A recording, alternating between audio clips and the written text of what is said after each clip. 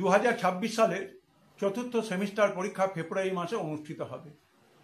In the light off history, ইতিহাসের আলোয় YouTube চ্যানেলে তোমাদের জন্য নিরলসভাবে তোমাদের যাতে কাজে লাগে তার জন্য অধ্যায় ধরে এবং অধ্যায়ের উপবিভাগ ধরে বিভিন্ন ভিডিও কিন্তু in the light off history, ইতিহাসের আলোতে তুলে ধরা হচ্ছে।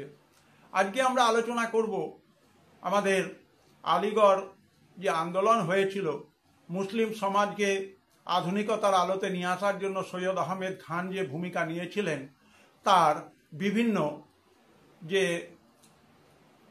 দিকগুলো, যে বিভিন্ন ধরনের সাংগঠনিক দিক, সেগুলো আলোচনা করব। প্রথম হচ্ছে ব্যক্তিকেন্দ্রিক সংগঠন।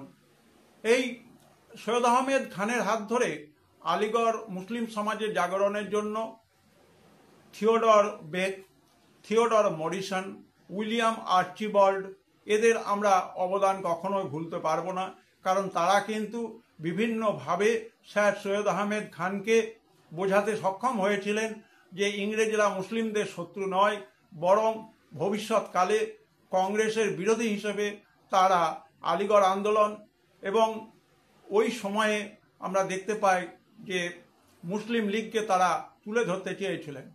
দ্বিতীয় হচ্ছে এর সাংস্কৃতিক সংগঠনগত দিক।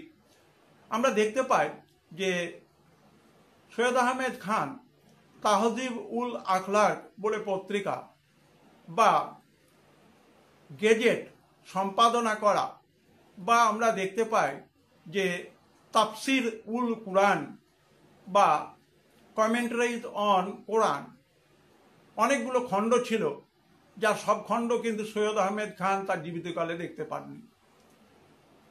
বিভিন্ন ধরনের যে সামাজিক সংগঠন পটভূমি ছিল সেখানে আমরা দেখতে পাই নায়েব তালুকদার, 272টা জমিদার তালুকদারদের মধ্যে সেই সময় 76টা পরিবার তারা কিন্তু এই আলিগড় আন্দোলনকে সমর্থন করেছিল। আমরা দেখতে পাবো যে এই আলিগড় আন্দোলন গড়ে ওঠার ক্ষেত্রে বিভিন্ন ধরনের প্রাতিষ্ঠানিক দিক ছিল। Aligarh Anglo Oriental College, Aligarh মোহামেডানদের জন্য আপার ইন্ডিয়াতে যে সমস্ত সংগঠন তৈরি হয়েছিল তার মধ্য দিয়ে রাজনৈতিক চেতনায় মুসলিমরা আস্তে আস্তে সচেতন হতে শুরু করেছিল।